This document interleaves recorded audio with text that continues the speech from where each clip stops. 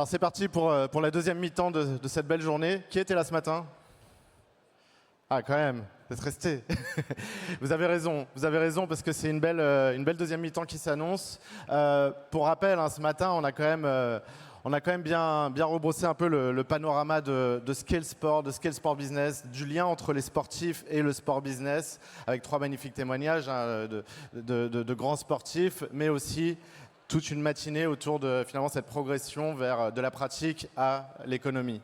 C'est ce qu'on a voulu valoriser, c'est ce qu'on a souhaité faire depuis le départ, hein, notamment dans cet événement, et puis plus largement depuis le départ chez BPI France. Je le rappelle, hein, BPI France a 13 ans, on est né en 2013. Depuis 13 ans, on est engagé dans le sport. Le premier lien qu'il y a eu entre la BPI et le sport, c'est l'engagement territorial.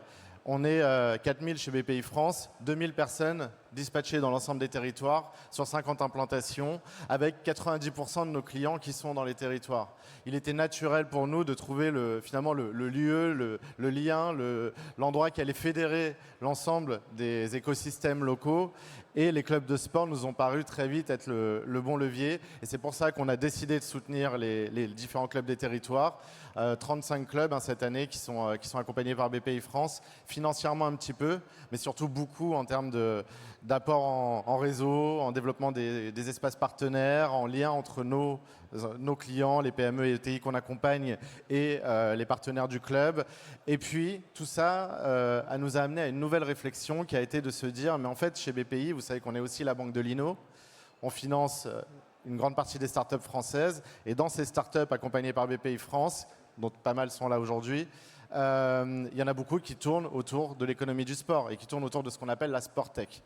Et donc là, l'idée qui est venue, c'est déjà de comprendre quel était le marché de la sport tech, avec les organisations existantes bien sûr, et puis ensuite de faire du matching entre les startups accompagnées par la BPI et les clubs de sport, les meneurs, cette grande équipe de clubs qui avait besoin de se transformer, de continuer à enrichir l'expérience des fans, l'expérience des sponsors, l'expérience dans les stades, enfin en tout cas d'enrichir leur offre finalement de services pour continuer de développer le club du territoire. Et puis les startups, l'enjeu c'était de leur permettre de faire des premières preuves de marché pour aller voir ensuite les grandes infrastructures, les grands clubs et leur permettre d'avoir des preuves pour leur dire ok ça marche, regardez, on l'a testé dans X clubs en France, maintenant faites-nous confiance. Deuxième étape qui nous a amené ensuite vers une troisième étape qui est celle qu'on vit aujourd'hui, c'est en fait de comprendre que le sport est un marché bien sûr, un marché puissant, un marché où on a du potentiel en France, mais c'est aussi un marché qui fait vibrer plein d'autres marchés. À chaque grande compétition mondiale, on a le marché des infrastructures, le marché du BTP, le marché de l'événementiel, du tourisme, tout un tas de mondes qui se mettent à grandir, à croître très vite en chiffre d'affaires à l'aube des grandes compétitions. Le meilleur exemple a été Paris 2024, on en parlera dans quelques minutes. Et ça nous a amené à nous dire, ok, rassemblons un peu ces filières, ça c'est un truc qu'on aime bien faire à la BPI, vous connaissez nos coqs. Alors pour le sport, c'est pas un coq, c'est un grand M, des meneurs.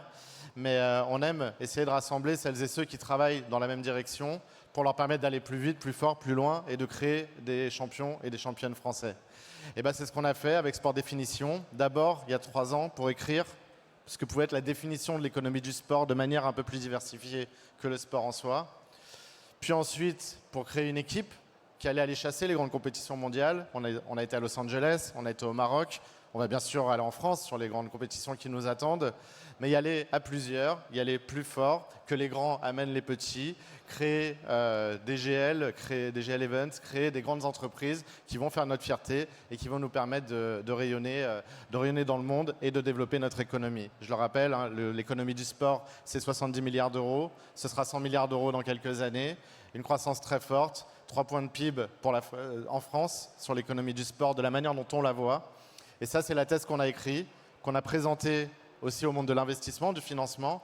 Nicolas aime bien l'expression forêt de bonsaï. On a souvent des forêts de bonsaï en France, des très belles PME, très belles petites ETI qui ne demandent qu'à grandir. Pour ça, il faut du cash. Le cash, on en a, vous le savez, on va en distribuer en financement, en investissement. Et d'ailleurs, on a annoncé ce matin, Nicolas a annoncé ce matin, qu'on isolait une poche de 50 millions d'euros d'investissement dans l'économie du sport sur la thèse qu'on développe. Ça, on ne le fera pas seul, on le fera avec des co-investisseurs. Ils étaient là aussi ce matin et on va identifier maintenant les futures championnes et les futurs champions. C'est ce qu'on travaille ensemble à Sport Définition. C'est pour ça qu'on vous accueille aujourd'hui, pour enrichir la réflexion, créer des nouveaux partenariats. Ça, c'est notre manière de voir la structuration du marché, c'est notre manière de voir la manière dont il va se développer. Cette structuration, on va continuer de la travailler cet après-midi en faisant intervenir, vous allez voir, une somme d'acteurs qui sont extrêmement présents, structurants, en plein développement autour de cette stratégie d'investissement. Mais cette stratégie, comme je l'ai dit, ce qui nous a quand même beaucoup inspiré, c'est les Jeux Olympiques 2024.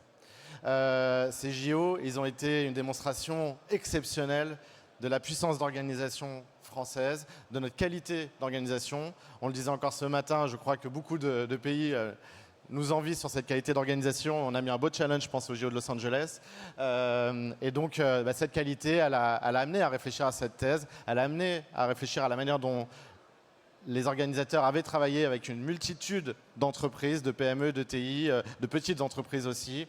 Et ça, c'est quand même le meilleur exemple de ce qu'on est capable de faire en France. Et c'est ce qu'on veut reproduire maintenant sur chacune des grandes compétitions.